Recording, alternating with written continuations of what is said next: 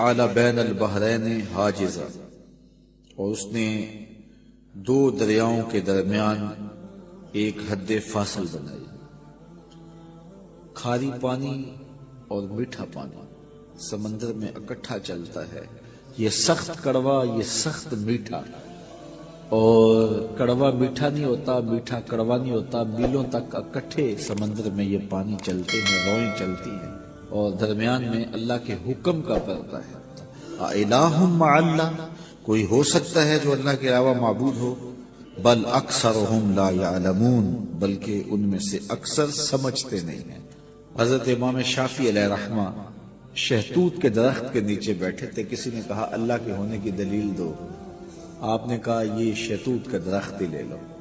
کہا یہ کیا ہوا؟ جو سامنے آئی چیز اس کو دلیل قرار دے دیا۔ کہا دیکھو شہتوت کا درخت ہے، اس کی جڑوں کا رنگ اور ہے، تنے کا رنگ اور ہے، شاخوں کا رنگ اور ہے، پتوں کا رنگ اور ہے، پھل کچا ہو تو رنگ اور ہے، پک جائے تو رنگ اور، ایک ہی زمین سے نکلتا ہے۔ پھر چھال کا ذائقہ اور ہے، پتوں کا ذائقہ اور ہے، پھل کچا ہو تو ذائقہ اور ہے، پک جائے تو ذائقہ اور ہے۔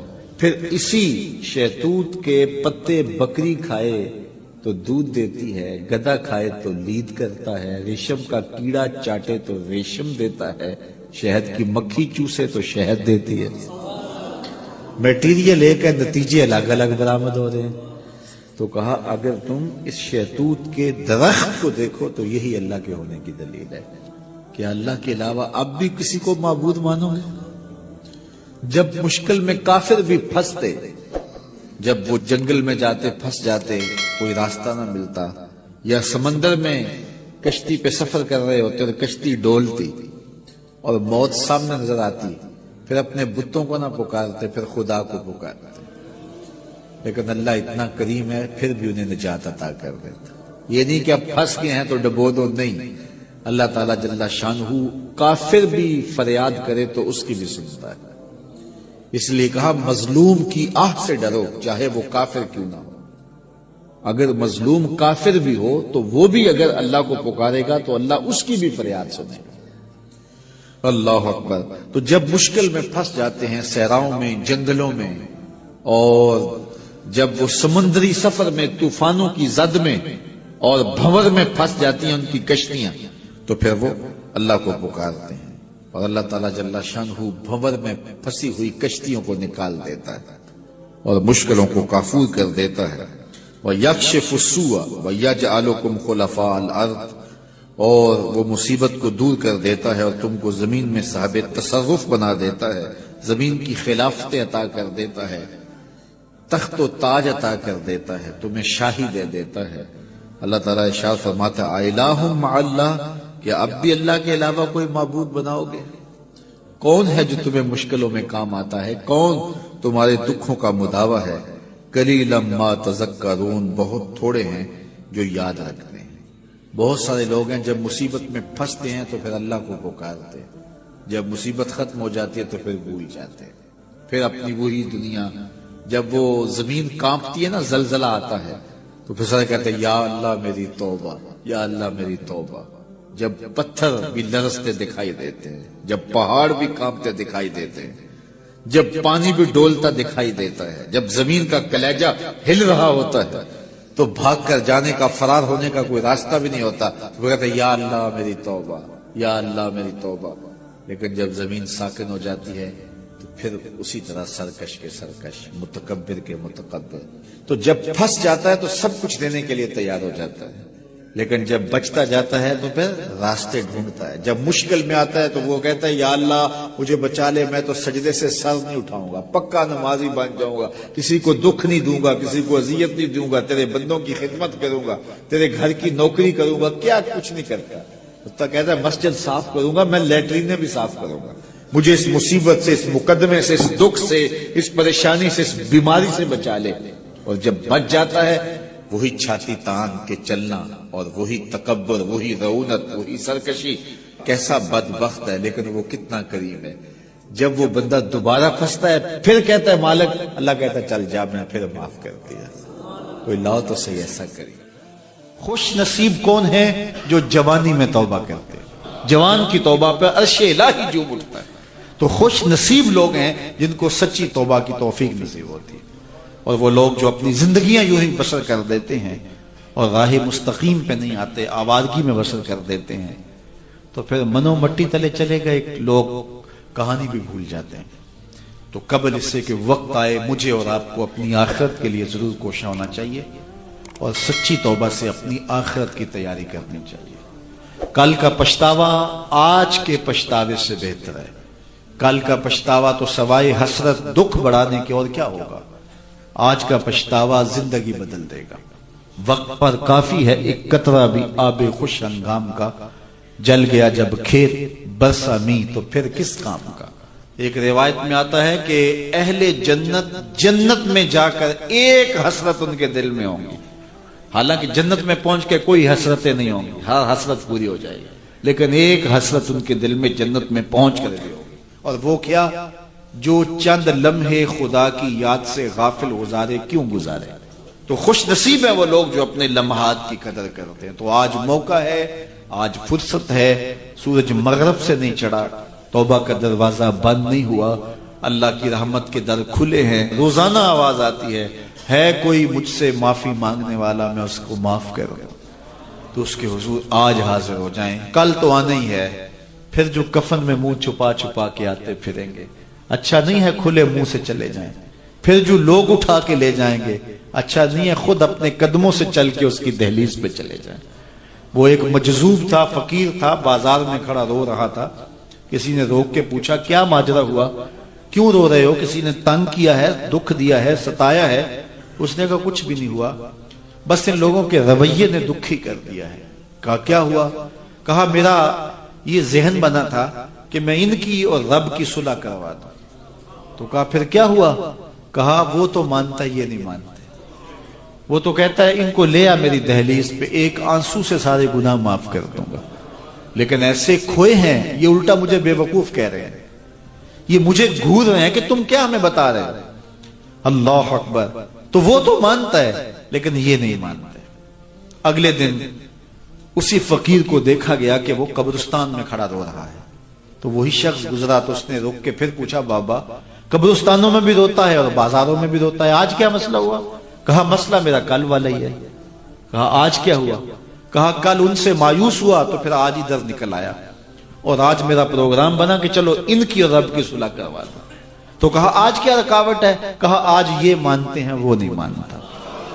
تو قبل اس سے کہ ادھر سے انکار ہو جائے کہ اب وقت بیت گیا، اب تم نے وہ وقت گنوا دیا، ہم نے بڑی مہلت دی تھی تمہیں، ڈوبتا سورج تمہیں روز کوئی پیغام دیتا تھا، اٹھتے ہوئے جنازے تمہیں روز کچھ کہتے تھے، بڑھاپا تمہیں آوازیں دیتا تھا، تم چلتے تو ٹھوکریں لگتی تھی، یہ ٹھوکریں تمہیں کچھ کہتی تھی، لیکن تم نے کسی بات پہ غور نہ کیا، اور لمبی زندگی کی امید پر تم نے مالک کی دہلیز کو چھوڑے رکھا، اب تمہارے لیے کوئی راستہ باقی نہیں بچا۔ تو قبل اس سے کہ وہ وقت آئے کوئی حجت باقی نہ رہے، زندگی کے جو 4 دن مجھے آپ کو میسر ہیں، ہم اللہ کے حضور سچی توبہ کریں۔ توبہ کی شرائط 3 ہیں۔ پہلی شرط یہ ہے کہ جو گناہ کیا ہے اس پر ندامت، دوسرا یہ ہے کہ اس کو ترک کرنے کا پختہ عزم مصمم، اور تیسری چیز یہ ہے کہ آئندہ اس کو کبھی بھی نہیں کروں گا۔ اگر یہ 3 شرطوں کے ساتھ کوئی اللہ کے حضور حاضر ہو جاتا ہے تو وہ سچی توبہ ہے۔ لیکن محض کسی مجلس کے اندر توبہ توبہ پکار اٹھے، جس طرح وہ گاڑی والا ایکسیڈنٹ دیکھتا ہے تو رکتا ہے، 5 لاشیں گری ہوئی ہیں تو وہ ٹیپ بھی بند کر دیتا ہے، سارے بس والے توبہ توبہ پکارنے لگ جاتے ہیں، 1.5 کلومیٹر کے بعد پھر دوبارہ وہ بٹن دبا دیتا ہے، اور پھر وہی گانے اور وہی غلیظ چیزیں، اور پھر معمول کی زندگی۔ ایسی توبہ نہیں ہے۔ توبہ یہ ہے کہ ما قبل کہ جو اعمال ہیں ان سے ندامت پیدا ہو اور ان کو ترک کر دیا جائے اور آئندہ عزم مصمم رکھا جائے، تو اللہ تعالیٰ جل شانہ سچی توبہ کو قبول کرتا ہے، اور پھر توبہ کرنے والے کے ما قبل کے سارے گناہ مٹا کے نیکیوں میں تبدیل کر دیتا ہے۔ اللہ جل شانہ مجھے بھی آپ کو بھی سچی توبہ کی توفیق سے مالا مال فرمائے، اور زندگی کی ایک ایک ساتھ اپنے دین کے لیے گزارنے کی توفیق دے۔ ہم نے جس دور میں اپنے ماں باپ سے دین سیکھا تو اس وقت اتنے فرقے بھی نہیں تھے، نہ بات بات پہ شرک کے فتوے لگتے تھے، اور نہ ہی لوگ دین کو کاروبار بنائے ہوئے تھے۔ اس وقت کوئی کھڑا ہو کے نعت بھی پڑھتا تھا تو اس کی آنکھیں بند ہوتی تھیں اور تصور مدینے کی گلیوں کا طواف کر رہا ہوتا تھا، اور اگر کوئی پیر طریقت تھا تو اس کا مقصد مخلوق کو اللہ تک پہنچانا تھا، لوگوں کا دل اپنی جانب موڑ کے مائل کر کے اپنی جیب گرم کرنا مقصد نہیں تھا۔ اس وقت عالم دین لوگوں کی عقیدتوں کو سمیٹ کر کے، گھیر کر کے، اپنی عقیدت کے دائرے میں ڈال کر کے ان سے سطحی مفاد حاصل کرنے کا دھندا نہیں کرتے تھے۔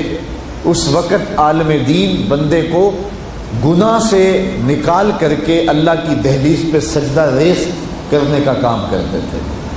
اور آج ہم دیکھتے ہیں کہ فرقہ پرستوں نے اسلام کو توڑ کے رکھ دیا، اور جو لوگ بیچارے اللہ کے حضور سجدہ ریز ہوتے ہیں ان پر شرک کے اور بدعت کے فتوے لگا کر کے ان کو اسلام سے بدزن کرنے کی کوشش کی، اور نعت خوانیاں ایک بہت بڑا کاروبار بن گیا، اور پیری مریدی ایک بہت بڑا دھندا بن گیا۔ تو اس دور کے اندر اپنی اولاد کو سنبھالنا، وہ طرح طرح کے سوال کرتی ہے، پوچھتی ہے، تو پھر ان کو دین پر مطمئن رکھنا اتنا آسان کام نہیں ہے۔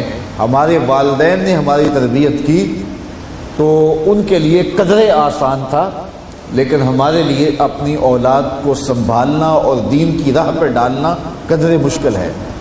لیکن ہمارے والدین نے جو آسان کام کیا تھا اس کے لیے بھی بڑی محنت کی تھی، اور ہم اپنی اولاد کے لیے کیا اتنی محنت کر رہے ہیں جتنی محنت ہمارے والدین نے ہمارے اوپر کی تھی۔ تو اگر ہم نہیں کر رہے تو پھر ہماری اگلی اولادیں یا ان کی اگلی نسلیں پھر کن ہاتھوں میں ہوں گی؟ تو اس لیے ہمیں خاص طور پہ سوچنا چاہیے۔ میں نے قرآن مجید کی جو آیت کریمہ پڑھی ہے اس میں ارشاد فرمایا، اپنے آپ کو اور اپنی اولاد کو دوزخ کی آگ سے بچا لو جس کا ایندھن انسان اور پتھر ہے۔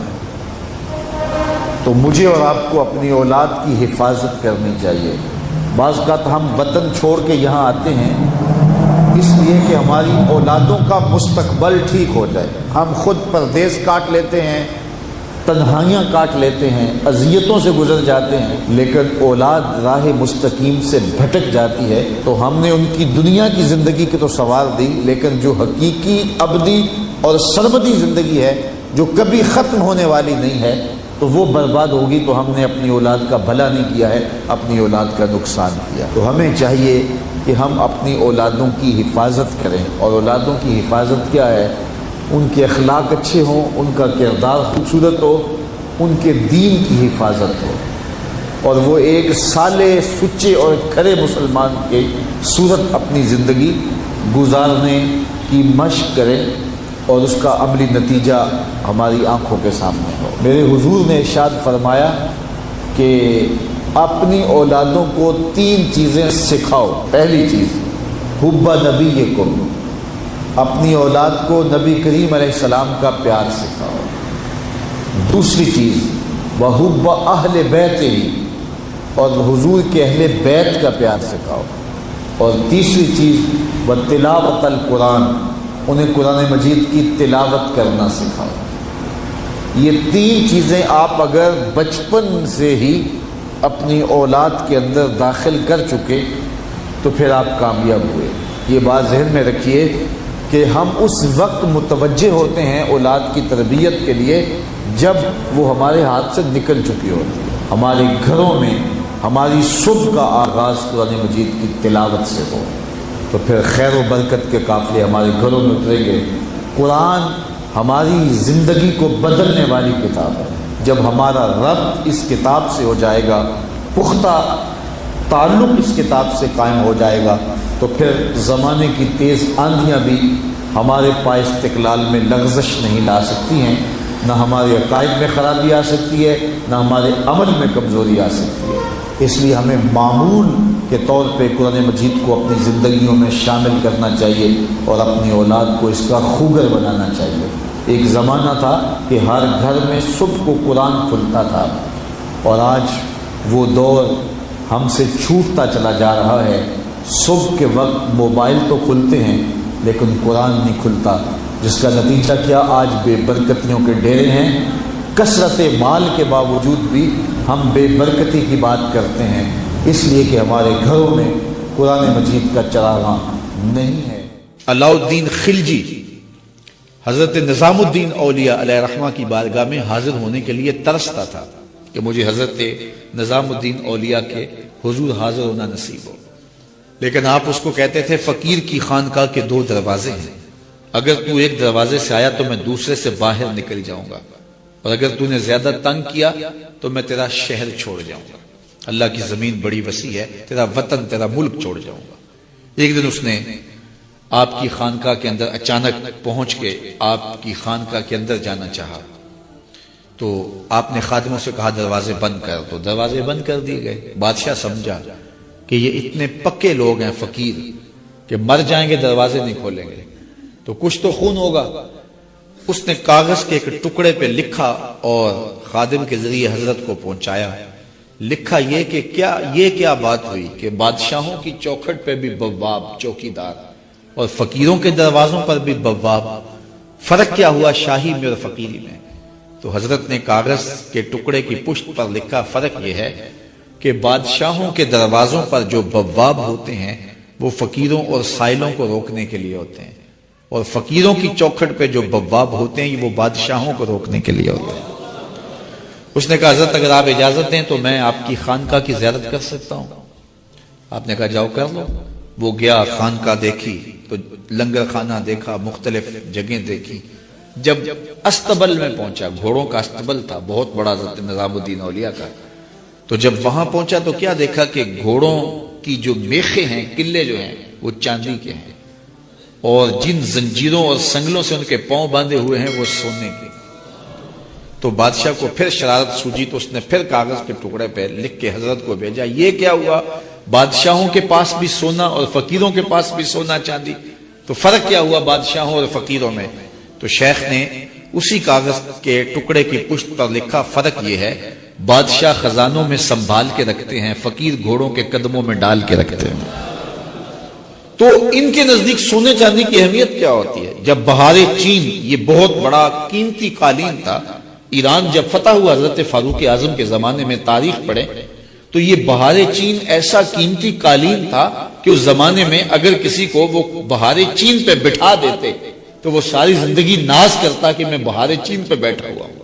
تو حضرت عمر کے زمانے میں جب ایران فتح ہوا تو وہ بہار چین قیمتی جو قالین تھا وہ اونٹوں پہ لاد کے مدینے بھیجا گیا، اور جب وہ مال غنیمت اترا اور اس میں بہار چین بھی تھا تو لوگوں نے پوچھا کہ کیا کیا جائے؟ کسی نے کہا مسجد نبوی میں بچھا دیا جائے، تو حضرت عمر نے کہا یہ اس قابل کہاں ہے کہ مسجد نبوی میں بچھایا جائے؟ تو کہا کہاں رکھا جائے؟ مسجد نبوی سے باہر جہاں لوگ جوتے اتارتے تھے، حضرت عمر نے آرڈر دیا کہ یہاں بچھا دو، لوگ جوتے صاف کر کے مسجد میں جایا کریں۔ جس قالین پہ زمانے کو ناز تھا وہ قدموں میں بچھا ہوا تھا۔ یہ اسلام کا مزاج ہے۔ بعض اوقات ایسا ہوتا ہے، کچھ لوگ سوچتے ہیں، کچھ لوگ بات بھی کرتے ہیں۔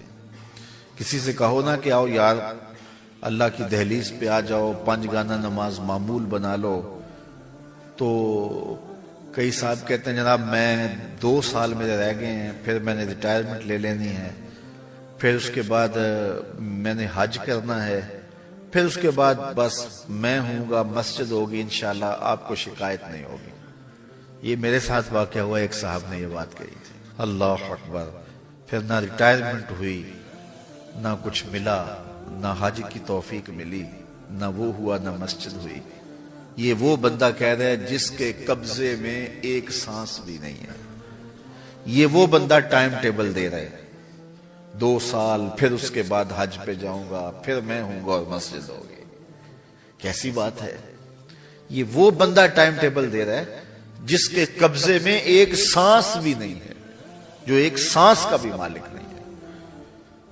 بچہ ہے، بوڑھا ہے، جوان ہے، مت سمجھے کہ میری زندگی بڑی ہے۔ اللہ سے دعا کرے لمبی زندگی کی، اللہ لمبی زندگی دے، صحت والی زندگی دے، لیکن اعتماد نہ کرے اگلا لمحہ کہاں ہے میرا کوئی نہیں جانتا، میں بھی نہیں جانتا، آپ بھی نہیں جانتے، تو پھر توبہ میں کبھی بھی تاخیر نہیں کرنی چاہیے، اللہ کے حضور رجوع لانا چاہیے، اچھے اعمال کو بجا لانے کے لیے کوشاں ہو جانا چاہیے، جلدی جلدی اپنے دامن سے گناہ جھاڑ دینے چاہیے، اور اس کے لیے بہت زیادہ محنت کی ضرورت نہیں ہے، بس سچے دل سے اللہ کے حضور آ جانا ہی کافی ہے۔ حضرت داتا گنج بخش علی حجویری علیہ رحمہ کشف المعجوب میں یہ روایت لائے ہیں کہ جس نے توبہ کی اللہ نے اس کی توبہ قبول کر لی۔ تو پھر ایک بزرگ کا قول لاتے ہیں، کہا یہ تو ٹھیک ہے جس نے توبہ کی اللہ نے اس کی توبہ قبول کر لی، وہ بزرگ فرماتے ہیں میرا خیال یہ ہے کہ ایسا نہیں ہے کہ جس نے توبہ کی وہ بخشا گیا، جس نے توبہ کی اس کی توبہ قبول کر لی گئی، بلکہ یہ ہے کہ جس کو اللہ نے قبول کرنا تھا بخشنا تھا اس کو توبہ کی توفیق دیتے، اپنے در پہ بلایا اسے جسے معاف کرنا تھا۔ کوئی آپ کا باغی ہو، کوئی میرا باغی ہو، تو میں اس کو خود پیغام بھیجوں کہ آ جانا، تو پھر وہ آئے اور میں معاف نہ کروں تو پھر سارے کہیں گے یار تو عجیب بے مروت ہے، خود بلا کے معاف نہیں کر رہا۔ تو میاں جب میں نے اس کو میسج بھیجا ہے، میں نے اس کو پیغام بھیجا ہے کہ اس کو کہو آ جائے، تو جب یہ کہہ دیا ہے تو اس کا مطلب ہے کہ میں معاف کرنا چاہتا ہوں، تو اس لیے میں نے بلایا ہے نا۔ تو دوسرے لفظوں میں داتا صاحب فرماتے ہیں کہ وہ صوفی کہتے ہیں نہیں، معاف کر دیا تھا تو تب بلایا ہے۔ تو اگر کسی کو توبہ کی توفیق مل جائے تو اس کا مطلب یہ ہے اللہ نے معاف کر دیا ہے، اس لیے توبہ کی توفیق عطا فرمائی ہے۔ تو اس لیے اس کے حضور آ جانا ہی یہ قبولیت کی دلیل ہے۔ اللہ تعالیٰ جل شانہ ہمیں سچی توبہ کی توفیق عطا فرمائے، زندگی کی جو مہلت ہمیں میسر آئی ہے اس مہلت کو غنیمت سمجھنے کی توفیق دے۔ کتنے لوگ تھے جو ہمارے ساتھ ہی پیدا ہوئے تھے اور آج وہ قبروں کا رزق ہیں۔ آپ دیکھیں اپنی دوستیوں میں بچپن سے لے کے اب تک دیکھیں، میں بھی دیکھوں آپ بھی دیکھیں، کتنے لوگ تھے کہ جو ہمارے ساتھ تھے، ہمارے رشتہ داریوں میں دیکھ لیں، ہمارے اعزاء و اقرباء میں دیکھ لیں، ہم سے چھوٹی عمر کے لوگ بھی تھے، آج وہ ہم سے جدا ہو گئے۔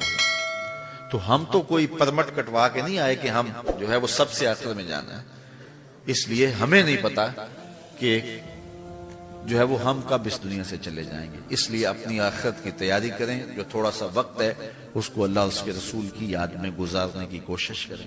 حضور کے حلیہ پر ام معبد سے لے کر کے حضرت ہند بن ابی حالہ تک ایک لمبا سلسلہ ہے اور طویل حدیثیں ہیں، لیکن یہ جو حدیث میں آپ کے سامنے بیان کرنے لگا ہوں یہ ہر شخص یاد کر سکتا ہے۔ صرف 3 باتیں آپ نے بیان فرمائی۔ ابیض، سفید رنگ تھا حضور کا، چٹے رنگ کے تھے، بالکل چونے کی طرح سفید نہیں تھے، بلکہ اس کے اندر سرخی کی آمیزش تھی۔ یہ حضور کی رنگت کا حسن ہے اور جمال ہے۔ اور دوسرا لفظ استعمال کیا ملیحن، یہ حضور کا حسن نمکین تھا۔ ایک ہوتا ہے میٹھا حسن، دیکھنے والا تڑپ جائے اور اس کی نظر نہ ٹھہر سکے، اور ایک ہوتا ہے حسن ملیح، دیکھنے والا دیکھے اور پھر دیکھتا ہی رہ جائے۔ خود فرمایا انا املہ و اخی یوسف اسبح، میں نمکین حسن والا ہوں اور میرے بھائی یوسف کا حسن میٹھا تھا۔ وہاں زنان مصر کی انگلیاں کٹ گئیں اور یہاں معاملہ ایسا بظاہر نہیں ہوا، اس لیے کہ حضور کے جمال کے اوپر پردے رکھے گئے تھے۔ اگر وہ جلوہ کریں تو کون تماشائی ہو، اس لیے 70,000 بشریت کے پردے حضور کے جمال پر ڈالے گئے تھے۔ تو حضور کے حسن کے لیے دوسرا لفظ جو حضرت ابو طفیل نے بیان کیا ملیحن، حضور کا حسن نمکین تھا۔ اور تیسرا لفظ جو استعمال کیا وہ ہے مقصد۔ مقصد کا معنی متوازن، ہر معاملے میں توازن، سوا صدر والبطن، پیٹ اور سینہ برابر۔ پیٹ اٹھا ہو سینہ پیچھے ہو تو حسن زائل ہو جاتا ہے، پیٹ چپکا ہو سینہ اٹھا ہو پھر بھی حسن زائل ہو جاتا ہے۔ لیسا بالطویل ولا بالکثیر، قد لمبا بہت زیادہ وہ بھی اچھا نہیں لگتا، پست قامتی بھی عیب ہے، درمیانی قد و قامت، ہر معاملے میں حسن۔ لیکن یہ بات آپ کو بتاؤں کہ حضور کا قد لمبا نہیں تھا، پست قامت بھی نہیں تھے، لیکن اللہ نے یہ شان دی تھی 10,000 کے اجتماع میں حضور بیٹھے ہوں یا کھڑے ہوں، اذا جامع الناس غمرہم، اللہ نے شان دی تھی لمبے لمبے قد والے لوگ موجود ہوتے تھے، لیکن حضور تشریف لاتے تو حضور کے کندھے لوگوں کے سروں سے اونچے دکھائی دیتے۔ یہ اللہ اپنے محبوب کو شان عطا کی۔ تو یہ 3 لفظ حضور کے حلیے کے حوالے سے یاد کر لیجئے۔ کان رسول اللہ صلی اللہ علیہ وسلم ابیض ملیحا مکسدا، یہ 3 لفظوں میں یاد کیا جا سکتا ہے۔ اور اگر عربی کے یہ لفظ یاد کرنے مشکل ہو تو تاجدار گولڑا نے پنجابی میں کامی سوکھا کر دیا۔ مکھ چند بدر شاہ شانی ہے، متھے چمک دی لاٹ نورانی ہے، کالی زلف تیاک مستانی ہے، مخمور رکھی ہیں مد بھری۔ وہ جمال حضور کو دیا گیا جو کسی اور کا مقصوب نہیں۔ کل قمر لیلۃ البدر لم ارا قبلہ ولا بعدہ مثلہ، کہا کیا پوچھتے ہو، 14ویں رات کے چمکتے ہوئے چہرے کی طرح حضور کا چہرہ نور تھا۔ پھر حضرت ابو ہریرہ فرماتے نہیں حضور جیسا نہ پہلے دیکھا نہ بعد میں دیکھا۔ حسان بن ثابت بولے دیکھتے کیسے، کسی ماں نے جنم دیا ہوتا تو دیکھتے۔ خدا نے وہ سچائی پن چھڑیا جہدے وچ محمد نو ٹالیا سی۔ حسینہ جمیلہ دا منہ موڑ دیتا، محمد بنا کے قلم توڑ دیتا۔ ثانی تو بڑی دور کی بات ہے، اس نبی کا تو سایہ بھی نہیں تھا۔ وہ اتنی بے مثل صورت، اللہ اکبر، مثل او در عالم مقام متصور نیز۔ اور اقبال نے کہا تھا روح مصطفیٰ ہے وہ آئینہ، کہ اب اس سا دوسرا آئینہ، نہ کسی کی بزم خیال میں نہ دکان آئینہ ساز میں۔ تو ممکن ہی نہیں ہے، خدا نے وہ سچائی پن چھڑیا جدے وچ محمد نو ٹالیا۔ وہ سراپا خیر ہی خیر ہیں، سراپا رحمت ہی رحمت ہیں۔ تو اگر ہم ان سے محبت کرتے ہیں تو محبت کا تقاضا یہ ہے کہ ہم ان کی اطاعت کریں، ان کے ذکر کی کثرت کریں، ان کے نام کی پکار کریں، اور ان کو ہر طرح سے بے عیب اور بے نقص دیکھتے رہیں، اور ان کے لیے اپنی زندگی کا سب کچھ حاصل حیات نچھاور کر دیں۔ یہ تقاضا محبت ہے۔ اللہ جل شانہ ہمیں اس کی توفیق عطا فرمائے کہ ہم اپنی ساری زندگی حضور کے نام لگا دیں، جیئیں تو حضور کے لیے، مریں تو حضور کے لیے۔ ایک تو یوں تے ہیں میریاں آساں دا سہارا، دس کنوں کراں جے تینوں نہ کراں یاد۔ زندگی کا سارا حسن ان کے نام سے، اور زندگی کا سارا جمال ان کے قدموں کی دھول ہے۔ اور اگر ان تک نہیں پہنچے تو پھر ہم نے کوئی سفر ہی طے نہیں کیا۔ اگر ہم منزل کی طرف بڑھنا چاہتے ہیں تو پھر انہی کے قدموں میں پہنچ جائیں۔ ہر راہ پہنچتی ہے تیری چاہ کے در پہ، ہر حرف تمنا تیرے قدموں کی صدا ہے۔ تو جو ان کے قدموں تک پہنچ گئے وہی سرمایہ زندگی پا گئے۔